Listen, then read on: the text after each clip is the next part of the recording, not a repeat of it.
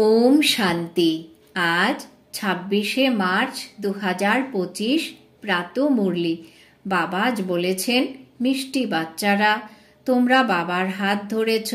তোমরা গৃহস্থী থেকেও বাবাকে স্মরণ করতে করতে তমপ্রধান থেকে শতপ্রধান হয়ে যাবে। আজকের মুরলির প্রশ্ন, বাচ্চারা, তোমাদের মনে কোন আনন্দ উল্লাস থাকা উচিত? রাজসিংহাসনে বিরাজিত হওয়ার বিধি কি? উত্তর, সর্বদা যেন এই উল্লাস থাকে যে জ্ঞান সাগর বাবা আমাদের প্রতিদিন জ্ঞান রত্নের থালা ভরে ভরে দেন। যতক্ষণ যোগে থাকবে বুদ্ধি ততই কাঞ্চনে পরিণত হবে। এই অবিনাশী জ্ঞান রত্ন সঙ্গেই যায়। সিংহাসনে বিরাজিত হওয়ার জন্য মাতা পিতাকে পুরোপুরি ফলো করো, তার শ্রীমত অনুযায়ী চলো, অন্যদেরও নিজের মতন বানাও। ওম শান্তি। আত্মারূপী বাচ্চারা এই সময় কোথায় বসে আছে? বলা হবে যে আত্মিক পিতার ইউনিভার্সিটিতে অথবা পাঠশালায় বসে আছে। বুদ্ধিতে আছে যে আমরা আত্মিক পিতার সামনে বসে আছি। তিনি আমাদের পিতা, আমাদের সৃষ্টির আদি মধ্য অন্তের রহস্য বোঝান, অথবা ভারতের উত্থান ও পতন কিভাবে হয় তাও বলে দেন। ভারত যে পবিত্র ছিল এখন পতিত হয়েছে। ভারত মুকুটধারী ছিল, তাহলে কে পরাজিত করল? রাবণ। রাজত্ব হারানো অর্থাৎ পতন, তাই না? কেউ রাজা তো নেই। যদি কেউ হয় সে পতিতই হবে। এই ভারতে সূর্যবংশী মহারাজা মহারানী ছিল। সূর্যবংশী মহারাজা ও চন্দ্রবংশী রাজারা ছিল। এইসব কথা এখন তোমাদের বুদ্ধিতে আছে। দুনিয়ায় এই কথা কেউ জানে না। তোমরা বাচ্চারা জানো, আমাদের আত্মিক পিতা আমাদের পড়াচ্ছেন। আমরা আত্মিক পিতার হাত ধরেছি। যদিও আমরা গৃহস্থে বাস করি, কিন্তু বুদ্ধিতে রয়েছে। এখন আমরা সঙ্গম যুগে দাঁড়িয়ে আছি। পতিত দুনিয়া থেকে আমরা পবিত্র দুনিয়ায় যাই। কলিযুগ হলো পতিত যুগ, সত্যযুগ হলো পবিত্র যুগ। পতিত মানুষ পবিত্র মানুষের সামনে দাঁড়িয়ে প্রণাম করে। যদিও দেবতারাও ভারতের মানুষ, কিন্তু তারা দিব্য গুণধারী। এখন তোমরা বাচ্চারা জানো, আমরাও পিতার দ্বারা এমন দিব্য গুণ ধারণ করছি। সত্যযুগে এমন পুরুষার্থ করব না, সেখানে তো থাকে প্রালব্ধ। এইখানে পুরুষার্থ করে দিব্য গুণ ধারণ করতে হয়। সর্বদা নিজেকে পরীক্ষা করতে হবে। আমরা বাবাকে কতক্ষণ স্মরণ করে তমপ্রধান থেকে শতপ্রধান হচ্ছি। বাবাকে যত স্মরণ করবে ততই শতপ্রধান হবে। বাবা তো হলেন সর্বদা শতপ্রধান। এখনো দুনিয়াতে পতিত দুনিয়া, পতিত ভারতে আছে।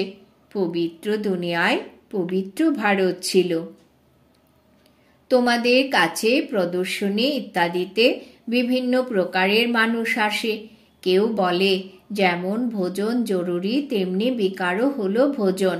বেকার ছাড়া বাঁচব না। এবারে এমন কথা তো নয়। সন্ন্যাসীরা পবিত্র থাকে তো তারা মরে যায় নাকি? এমন কথা যারা বলে তাদেরকে ধরে নেওয়া হয় কোনো অজামিল সমান পাপী হবে যে এমন কথা বলে। তাদের বলা উচিত, তোমরা বেকার ছাড়া মরে যাবে নাকি যে ভোজনের সঙ্গে বেকারের তুলনা করছো? স্বর্গে যারা আসবে তারা হবে শতপ্রধান। পরে আসে শত রজ তম, তাই না? যারা পরে আসে সেই আত্মারা তো নির্বিকারী দুনিয়া দেখেনি। তো সেই আত্মারা এমন কথা বলবে, আমরা থাকতে পারবো না। যারা সূর্যবংশী হবে তড়িৎ বেগে তাদের বুদ্ধিতে আসবে, কথাটা তো সত্যি। যথাযথভাবে স্বর্গে বিকারের নাম চিহ্ন ছিল না। বিভিন্ন রকমের মানুষ বিভিন্ন রকমের কথা বলে। তোমরা বুঝতে পারো কে কে ফুলে পরিণত হবে। কেউ তো কাটাই থেকে যায়, স্বর্গের নাম হলো ফুলের বাগান। এই হলো কাটার জঙ্গল। কাটাও তো অনেক রকমের হয়, তাই না? এখন তোমরা জানো আমরা ফুলে পরিণত হচ্ছি। সঠিকভাবে এই লক্ষ্মীনারায়ণ হলেন সদাকালের গোলাপ ফুল। তাদের বলা হবে ফুলের রাজা। দিব্য ফুলের রাজ্য। দিব্য ফুলের রাজ্য হয়, তাই না? তারাও নিশ্চয়ই পুরুষার্থ করে থাকবে, পড়াশোনা করেই হবে, তাই না? তোমরা জানো এখন আমরা হলাম ঈশ্বরীয় পরিবারের। প্রথমে তো ঈশ্বরকে জানতাম না। বাবা এসে এই পরিবার গঠন করেছেন। বাবা সর্বপ্রথম স্ত্রীকে অ্যাডাপ্ট করেন, তারপরে তার দ্বারা সন্তান রচনা করেন। বাবা এনাকেও অ্যাডাপ্ট করেছেন, তারপর এনার দ্বারা সন্তানদের রচনা করেছেন। এরা সবাই হলো ব্রহ্মা কুমার কুমারী, তাই না? এই সম্পর্ক প্রবৃত্তি মার্গের হয়ে যায়। সন্ন্যাসীদের হলো নিবৃত্তি মার্গ। তাতে কেউ মাম্মা বাবা বলে না। এখানে তোমরা মাম্মা বাবা বলো। অন্য সব সৎসঙ্গগুলি হলো নিবৃত্তি মার্গের। এই একমাত্র বাবাই আছেন যাকে মাতা পিতা বলে সম্বোধন করা হয়। বাবা বসে বোঝান। ভারতে পবিত্র প্রবৃত্তি মার্গ ছিল, এখন অপবিত্র হয়েছে। আমি পুনরায় সেই প্রবৃত্তি মার্গের স্থাপনা করি। তোমরা জানো আমাদের ধর্ম হলো খুব সুখ প্রদানকারী, তাই আমরা পুরনো ধর্মের মানুষদের সঙ্গ কেন করব? তোমরা স্বর্গে কত সুখী থাকো, হিরে জহরতের মহল থাকে। এখানে যদিও আমেরিকা, রাশিয়া ইত্যাদি হলো বিত্তশালী, কিন্তু স্বর্গের মতন সুখ থাকতে পারে না। সোনার ইট দিয়ে কেউ মহল বানাতে পারে না। সোনার মহল থাকেই সত্যযুগে, সেখানে সোনা আছেই কোথায়? বাবা বলেছেন এখানে সোনা আছেই কোথায়? স্বর্গে তো প্রতিটি জায়গায় হিরে জহরত লেগেই থাকবে। এখানে তো হীরের দাম অনেক, এইসব মাটিতে মিশে যাবে। বাবা বুঝিয়েছেন নতুন দুনিয়ায় সব খনি ভর্তি হয়ে যাবে, এখন সব খালি হতে থাকবে। দেখানো হয় সাগর হিরে জহরতের থালা প্রদান করেছে। স্বর্গে তো হিরে জহরত তোমরা অঢেল প্রাপ্ত করবে, সাগরকেও দেবতা ভাবে। তোমরা বুঝেছ বাবা তো হলেন জ্ঞানের সাগর। সর্বদা যেন এই উল্লাস থাকে যে জ্ঞান সাগর পিতা আমাদের প্রতিদিন জ্ঞান রত্নের জহরাতের মালা ভরে দেন, জ্ঞান রত্নের জহরতের থালা ভরে দেন। যদিও ওই হলো জলের সাগর। বাচ্চারা, বাবা তোমাদের জ্ঞান রত্ন দেন যা তোমরা বুদ্ধিতে ভরে রাখো। যত যোগে থাকবে বুদ্ধি ততই কাঞ্চন হতে থাকবে। এই অবিনাশী জ্ঞান রত্নই তোমরা সঙ্গে নিয়ে যাও। বাবার স্মরণ এবং এই জ্ঞানই হলো মুখ্য। বাচ্চারা, তোমাদের মনে অনেক আনন্দ উল্লাস থাকা উচিত। বাবাও হলেন গুপ্ত, তোমরাও হলে গুপ্ত সেনা, অহিংসক গুপ্ত সেনা। বলা হয় কিনা অমুক হলো খুব বড় বীর যোদ্ধা, কিন্তু নাম চিহ্ন জানা নেই। এমন তো হতে পারে না। গভর্নমেন্টের কাছে এক একজনের নাম চিহ্ন থাকে। আননোন ওয়ারিয়ার্স, নন ভায়োলেন্স, এইসব নাম হলো তোমাদের। সর্বপ্রথম হিংসা হলো এই বিকার যা আদি মধ্য অন্ত দুঃখ দেয়। তাই বলা হয় হে পতিত পাবন, আমরা পতিত, আমাদের এসে পবিত্র করো। পবিত্র দুনিয়ায় একজনও পতিত থাকে না, এইসব তোমরা বাচ্চারা জানো। এখন আমরা ভগবানের সন্তান হয়েছি পিতার উত্তরাধিকার প্রাপ্ত করতে, কিন্তু মায়া কিছু কম নয়। মায়ার একটি চর এমন লাগে যে একদম নর্দমায় ফেলে দেয়। যে বিকারগ্রস্ত হয় তার বুদ্ধি একদম নষ্ট হয়ে যায়। বাবা কত বোঝান, নিজেদের মধ্যে দেহধারীদের সঙ্গে কখনো প্রীতি রাখবে না। তোমাদের প্রীতি ভালোবাসা রাখতে হবে একমাত্র বিচিত্র বাবার সঙ্গে। বাবা কত বোঝান, তবুও বোঝে না। ভাগ্যে নেই, তাই একে অপরের দেহের আকর্ষণে জড়িয়ে যায়। বাবা কত বোঝান, তোমরাও হলে রূপ, আত্মাও পরমাত্মার রূপ তো একই। আত্মা ছোট বড় হয় না, আত্মা হলো অবিনাশী। ড্রামাতে প্রত্যেকের পার্ট নির্দিষ্ট আছে। এখন অসংখ্য মানুষ আছে, তারপরে 9-10 লক্ষ থাকবে। সত্যযুগের আদিকালে বৃক্ষ খুব ছোট থাকে, প্রলয় তো কখনো হয় না। তোমরা জানো সব মানুষদের আত্মা মূল বতনে বাস করে, তাদেরও বৃক্ষ আছে। বীজ বপন হয়, তখন সম্পূর্ণ গাছ বের হয়, তাই না? সর্বপ্রথম 2টি পাতা বের হয়। এই বৃক্ষটি হলো অসীম জগতের বৃক্ষ। বিশ্ব গোলক নিয়ে বোঝানো কত সহজ, বিচার করো। এখন হলো কলিযুগ। সত্যযুগে একটি ধর্ম ছিল, সুতরাং মানুষের সংখ্যাও কম ছিল।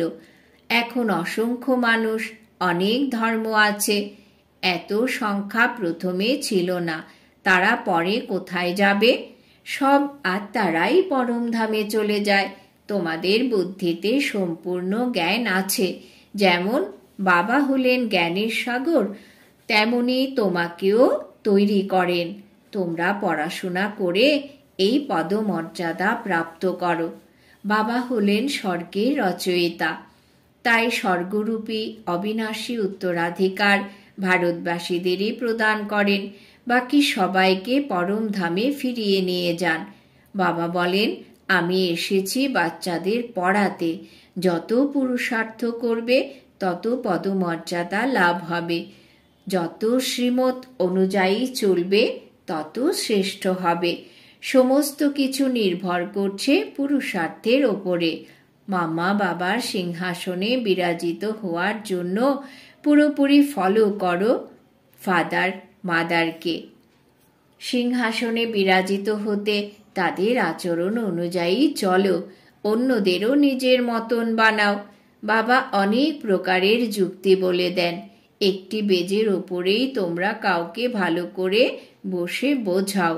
পুরুষোত্তম মাস হলে বাবা বলেন, চিত্র ফ্রিতে দিয়ে দাও।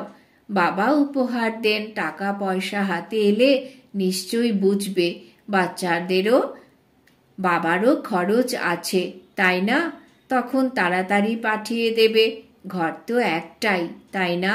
এই ট্রান্সলাইটের চিত্রের প্রদর্শনী হলে অনেকে দেখতে আসবে। পুণ্যের কাজ, তাই না? মানুষকে কাটা থেকে ফুলে, পাপ আত্মা থেকে পুণ্য আত্মায় পরিণত করা, একে বিহঙ্গ মার্গ বলা হয়। প্রদর্শনীতে স্টল লাগালে অনেকেই আসে, খরচ কম হয়।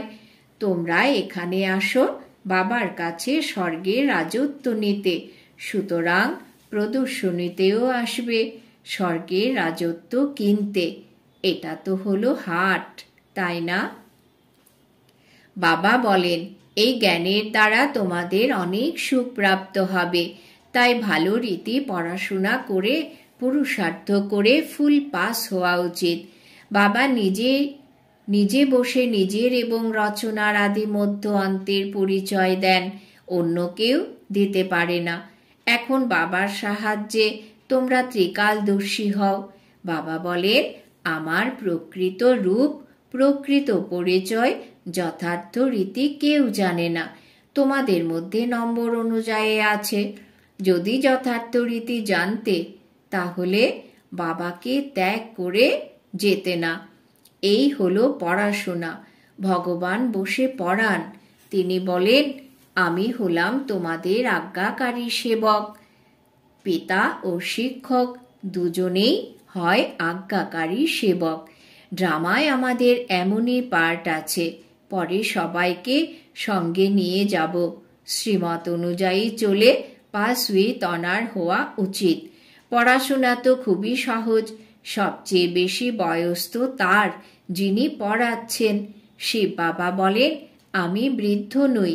আত্মা কখনো বৃদ্ধ হয় না, যদিও পাথর বুদ্ধি হয়।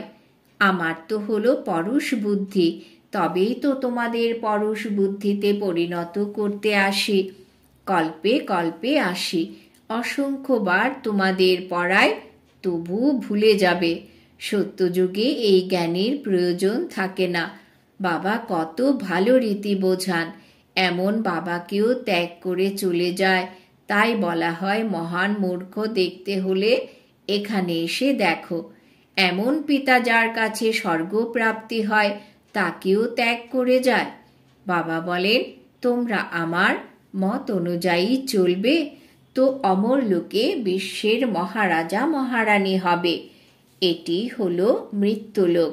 বাচ্চারা জানে আমরা সেই পূজ্য দেবী দেবতা ছিলাম, এখন আমরা কি রূপে পরিণত হয়েছি? পতিত ভিখারি। এখন আবার সেই প্রিন্স হতে চলেছি। সবার একরোষ পুরুষার্থ হওয়া সম্ভব নয়। কেউ ভেঙে পড়ে, কেউ ট্রেটার হয়ে যায়। এমন ট্রেটারদের সঙ্গে কথা বলা উচিত নয়। জ্ঞানীর কথা ছাড়া অন্য কিছু জিজ্ঞাসা করলে বুঝবে শয়তানি। সুসঙ্গ দ্বারা উদ্ধার, কুসঙ্গে পতন। যারা জ্ঞানে তীক্ষ্ণ হয়, বাবার হৃদয়ে স্থান পায়, তাদের সঙ্গ করো। তারা তোমাদের জ্ঞানের মিষ্টি মিষ্টি কথা শোনাবে। আচ্ছা, মিষ্টি মিষ্টি হারানিধি সেন্সিবল সৎ আজ্ঞাকারী বাচ্চাদেরকে মাতা পিতা বাপ দাদার স্মরণের স্নেহ সুমন আর সুপ্রভাত। আত্মাদের পিতা ওনার আত্মারূপী বাচ্চাদেরকে জানাচ্ছেন নমস্কার। আমরা আমাদের মাতা পিতা বাপ দাদাকে জানাই স্মরণের স্নেহ সুমন সুপ্রভাত নমস্কার। ধারণার জন্যে মুখ্য সার। 1. যিনি হলেন দেহহীন বিচিত্র, সেই পিতার সঙ্গে ভালোবাসা রাখতে হবে। কোনো দেহধারীর নাম রূপে বুদ্ধি জড়াবে না, যাতে মায়ার চর না লাগে। এই রূপ সাবধানে থাকতে হবে। 2. জ্ঞানের কথা ছাড়া কেউ অন্য কিছু যদি শোনায় তার সঙ্গ ত্যাগ করতে হবে। জ্ঞানের কথা ছাড়া কেউ অন্য কিছু যদি শোনায় তার সঙ্গ ত্যাগ করতে হবে।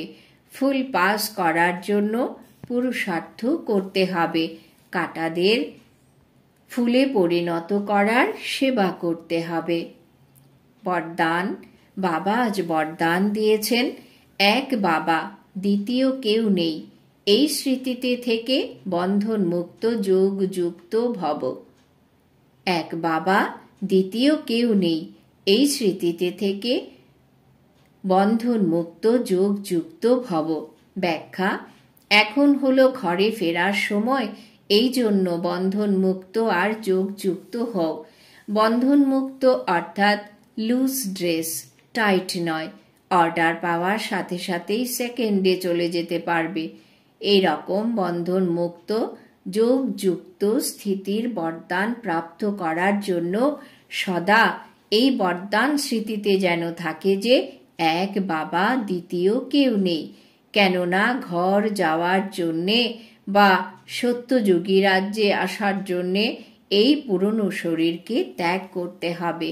তো চেক করো, এই রকম এভার রেডি হয়েছ, নাকি এখনো পর্যন্ত কিছু রশি বাঁধা আছে?